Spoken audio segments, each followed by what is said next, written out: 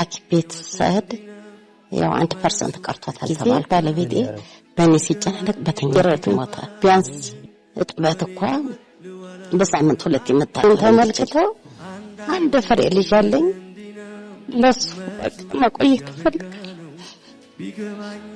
ምክንያቱም እህት የለው ወንድም የለው አባት የለው።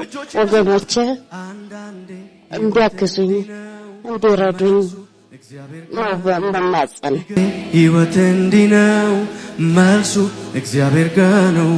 ቢገባኝም ባይገባኝም በኔ ሕይወት ልዋላዊ ነው።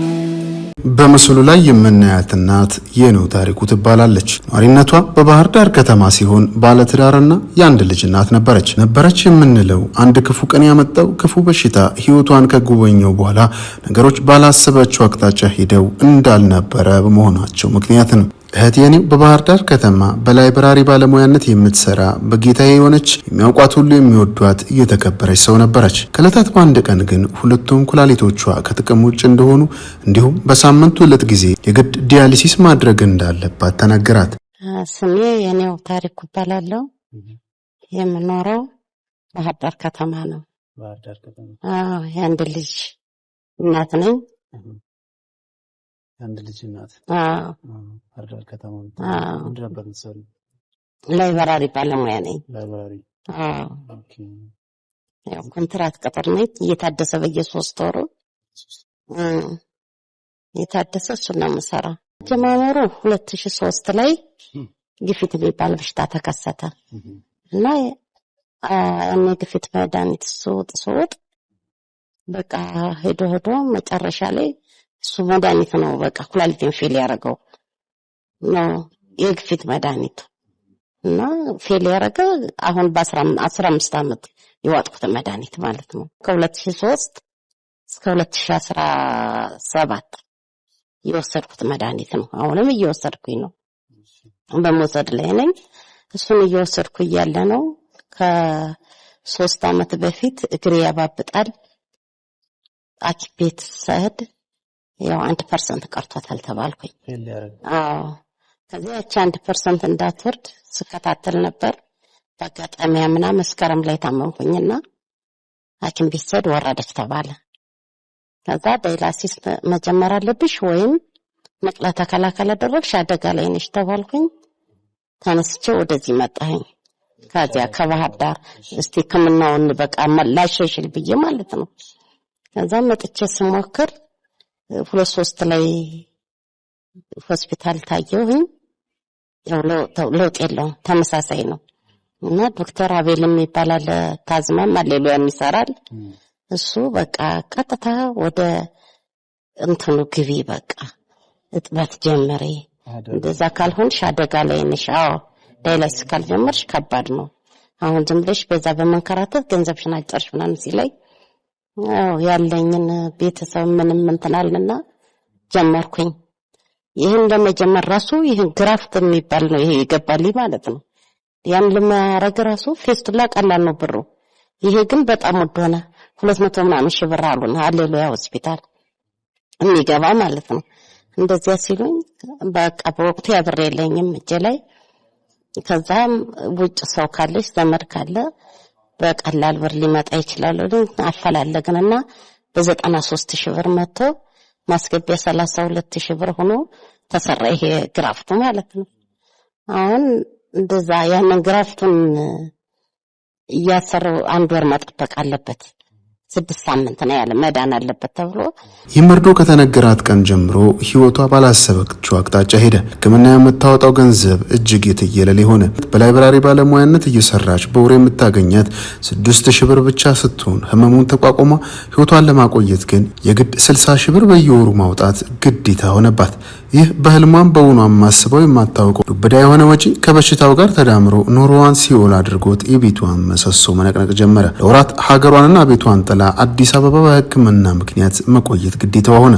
አስቡት፣ ይህ ሁሉ መሆን ያለበት በላይብራሪ ባለሙያነት በምታገኛት ገንዘብ ነበር። በእንቅርት ላይ ጆሮ ደግፍ እንደሚባለው እሷ በአዲስ አበባ ሕክምናዋን እየተከታተለች ባለቤቷ ደግሞ የሚስቱ መታመም እሷን አሳክሞ ማዳን ባለመቻሉ የፈጠረበት ስሜትና ህመም ተደራርቦ ከዚህ ዓለም በሞት ተለየ። 6 ሳምንት እስከሚድን እዚህ እየተከታተልኩ እያለ የገና ጊዜ ባለቤቴ በእኔ ሲጨናነቅ በተኛበት ሞተ። ድንገት ሳይታወቅ? አዎ ድንገት የለቱ ቀን ማለት ነው። አምና የገና እና እኔም አልቀበልኩትም። ያማው ነበር። ከዛ ግን ስኳር ነበረበት። ስኳር ደግሞ ጭንቀት አይወድም። በቃ በተኛበት ጃን ወቀረ እና ከዛንም ማታ ነው ተቀውሮ ነው የጠበቀኝ።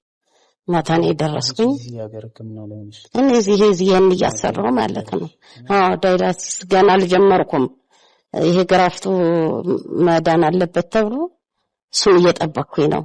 ጀምሬ ለመሄድ እያልኩ በመሃል እሱ እንደዚህ አይነት አደጋ ተከሰተ። ያው አረፈ። ምን ማድረግ አልችልም። እንደዛ ሆኖ ቆየኝ። ከዛ በኋላ እንደገና ልቅሶ ደርሼ እንደገና ደግሞ የኔም ተባባሰ።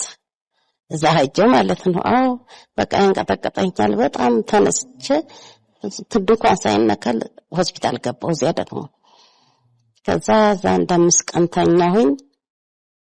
ከተኛ በኋላ ወደዚህ መጣሁ። እንደገና ወጥቼ ከዛ ጀመርኩኝ። እንደገና እዚህ ዳይላሲሱን ጀምሬ 3 ወር ታጥቤ ነው ወደዛ ዙሬ ሄድኩኝ ማለት ነው። 3 ወር እዚህ ቆይተሽ? አዎ አዲስ አበባ ቆየሁ። እንደውም ከዛ በፊት 1 ወር ዳይላሲስ አልጀምር 1 ወር አጠቃላይ 4 ወር ነው እዚህ የተቀመጥኩ። አዲስ አበባ የተቀመጥኩ 4 ወር ነው እና እንደዛ ሆኜ ቆየሁኝ። ከዛ ዳይላሲሱን ጨርሼ አስጀምሬ እንደዛ አድርጌ ሄድኩኝ። አሁን እዛ እየተከታተልኩ ነበር። በሳምንት 2 ቀን ባህር ዳር እያረኩኝ ነበር። አሁን ግን ብሩ ትንሽ አነሰኝ። ያው በዘመድ ኃይል ነው እስካሁንም በወገን ኃይል በዘመድ ኃይል ነው ስረዳኝ ነበር። በዚህ አጋጣሚ ሳላመሰግናቸው አላልፍም። አመት ሙሉ እስካሁን ሳልቸገር ለሕክምና ወጪም ለጥበትም ሳልቸገር የረዱ ወገኖችን ከጎኔ የቆሙትን እግዚአብሔር ይስጥልኝ ማለት ፈልጋለሁ። በጣም አመሰግናቸዋለሁ። እነሱም ማመስገን ፈልጋለሁ። እስካሁን ያለ ምንም ችግር አመትም ከ2 ወሬ ነው ዳይላሲስ ከጀመርኩ ነበሩ የሚያግዙሽ። አዎ እኔ ደግሞ 6000 ብር ናት ተጣርታ የምትደርሰኝ። ምን ያክል ታወጫለሽ አሁን ለአንድ ዳይላሲስ? ቢያንስ ከ7000 ብር በላይ ነው። በቃ እና መድኃኒቱ ከላትሪት አጠቃላይ? አዎ አጠቃላይ። ስለዚህ በሳምንት 2 ጊዜ ነው ዳይላሲስ የምታደርገው? በአንድ አደረኩት። ያን ሲያቅተኝ አንድ አደረኩት። ግን ገንዘብ አቅም እየተዳከመ ስለመጣ ሲያቅተኝ አንድ አደረኩት። ግን አንድ አድርጌው ሳምንት ለመድረስ ጭንቅ ነው። በቃ ቅዳሜ ነው ጥበቴ። ግን ሐሙስና ዓርብ ጀምሮ በቃ ነፍሰ ጡር መስላለሁ። ሰውነቴ ያባብጣል፣ መሄድ ያቅተኛል፣ መብላት ያቅተኛል። በቃ በጣም ጭንቅ ናት ያቺ 2 ቀን የምታልፍ ማለት ነው። በጣም ነው የምደርስ እና አንድ ቀን ታፈናለሁ እያልኩ ሰጋለሁኝ። መሆን የነበረበት በሳምንት 2 ቀን ነበር። 2 ቀን ነው በቃ። አዎ ዶክተሮችም ነግረውኛል። በሳምንት 2 ነው በቃ አንቺ ጤነኛ ሆነሽ ለመንቀሳቀስ በሳምንት 2 ነው መሆን ያለበት ነው ያሉኝ። ያው ያቅም ማነስ ነው እና አሁን እኔ የምጠይቅ ወገኖችን በቻሉት መጠን ሁሉ እንዲረዱኝ ቢያንስ እጥበት እንኳን በሳምንት 2 መታጠብ እንድችል ነው እየጠየቅኩ ያለሁት። በሳምንት 2 ጊዜ እንዲሆንልኝ ማለት ነው። በነገራችን ዘላለም መመለከቱ ለቅዱሳን ወገኖችን ችግሬን ተመልክተው አንድ ፍሬ ልጅ አለኝ ለሱ በቃ መቆየት እፈልጋለሁ። ምክንያቱም እህት የለውም፣ ወንድም የለውም፣ አባት የለውም፣ ብቸኛ ነው ልጅ። በቃ ዘመድ በቅርብ የለውም። እዚህ ነው ዘመዱ ሁሉ ያለ አለ። እሱ መኖር እፈልጋለሁ። በቃ እንድትረዱኝ ባላችሁ አቅም በቃ ከቅርብም ከሩቅም ያለ ወገኔን በሙሉ ቅዱሳን በሙሉ እንዲያግዙኝ ነው እየጠየቅኩ ያለሁት። ለአንድ ልጅ ያቆዩኝ ነው በቃ። እግዚአብሔር ቢረዳ ደግሞ ሰው ባገኝ ኩላሊት የሚሰጠኝ ካገኘሁ ንቅለ ተከላውን ለማድረግ እያሰብኩኝ ነው። ጳውሎስ ጠይቄያለሁ። 600,000 ብር ብለውኝ ነበር። አሁን ካልጨመረ ከዓመት በፊት ማለት ነው። ቅዱስ ጳውሎስ ሆስፒታል ነቅለ ተከላ ይደረጋል ጠይቄያለሁኝ። እና እንደዛ ካለ መሰራት ትችያለሽ ተብያለሁ። ምሰጠኝ ዘመድ ካገኘው እግዚአብሔር ብሩ ከሞላልኝና ረዳት ካገኘው በቃ ማንተ ማለት እፈልጋለሁ። አንቺ እንግዲህ ላይብራሪ ነው የምትሰሪው፣ ደሞዝሽ ይታወቃል፣ በጣም ትንሽ ነው ያለሽ ገንዘብ። ሳምንት ደግሞ 2 ጊዜ ዲያሊሲስ ለማድረግ ምን ያክል ብር ያስፈልጋል? 2 ጊዜ ለማድረግ ቢያንስ 14,000 ብር ፈጃለሁ። ዲያሊሲሱ ብቻ ስንት ማለት ነው በወር በአጠቃላይ የሚሆነው? ወደ 56,000 ብር አካባቢ ይመጣል መስለኛል ለዲያሊሲስ ብቻ። ይህ ሁሉ መከራ የተደራረበባት እናት አሁን ነገሮች ከአቅሟ በላይ ሲሆኑ እናንተን እርዱኝ ድረሱልኝ ለማለት ወደ አደባባይ መጣለች። አሁን ለመላው ለኢትዮጵያ ሕዝብ ነው መልበቅ አጠቃላይ በውጭም በአገር ውስጥም ላሉ በቃ ከጎኔ እንድትቆሙ ህይወቴን እንድታቆዩልኝ በእግዚአብሔር ስም በፈጣሪ ስም ጠይቃለሁ። ሁሉንም በቃ ሙስሊም አለለም፣ ክርስቲያን አለለም፣ ኦርቶዶክስ አለለም፣ ሁሉም በቃ በየእምነቱ ያለ ሰው በቃ ይሄ እምነት አይገድበውም። ሁሉም ሰው እንዲተባበርና ህይወቴን እንዲያቆይልኝ እንዲረዳኝ እንዲያግዘኝ እጠይቃለሁ። ከጎኔ እንድትቆሙ በፈጣሪ ስም ለምናችኋለሁ። በቃ ይሄ ነው የኔ ጥያቄ ያለኝ። ያሳዝናል እንግዲህ ያለሽበት ሁኔታ ነው ስሰማ መጥቼም ሳይሽ በጣም ነው ያሳዝናል። ያለሽበት ሁኔታ አፋጣኝ እርዳታ ያስፈልግሻል። እንግዲህ የሚመለከቱ ኢትዮጵያውያን ኤርትራውያን በሙሉ ከጎንሽ ይቆማሉ ብዬ አስባለሁ። እንደገና በደንብ በስነ ስርዓት ወደ ልጅሽ ስንት አመቱ ነው ልጅሽ? ስንት አመት ልጅ አለሽ? 18 አመቱ 11 ክፍል ተማሪ ነው።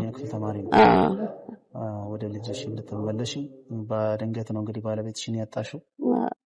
አንቺ እንድትኖሪለት ለልጅሽ ደግሞ እንግዲህ እግዚአብሔር መልካም ፈቃድ የሚመለከቱ ይረዱሻል ብዬ አስባለሁ። አሜን። አይዞሽ። አሜን። አንቺ ጋር ነው። እሺ።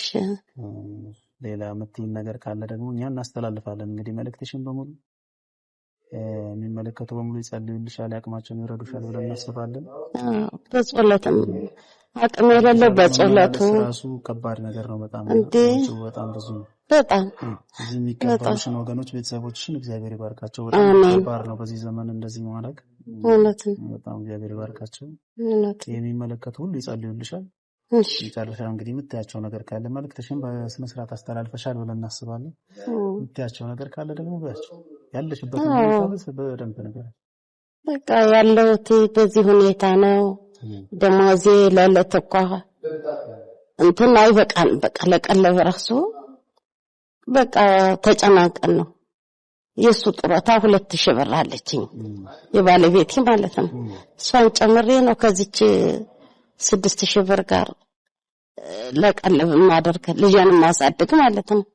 እና እንኳን ለሕክምና ለሆዳችንም በችግር ነው በቃ። እና ይሄንን ችግርን ተረድቶ የኢትዮጵያ ሕዝብ ወገኖቼ እንዲያግዙኝ እንዲረዱኝ ነው በመማጸን። በቃ አቅም ያለው በገንዘቡ አቅም የሌለው በጸሎቱም እግዚአብሔር አምላክ በረዳው መጠን እንዲረዱኝ እንዲያግዙኝ ለምናለሁ። ሁላችንም ያቅማችንን በመለገስ ለልጇ እናሰነብታት ዘንድ በጌታ ፍቅር እንጠይቃለን። ጎፈንድሚ አካውንት ዲስክሪፕሽን ቦክስ ውስጥ ይገኛል።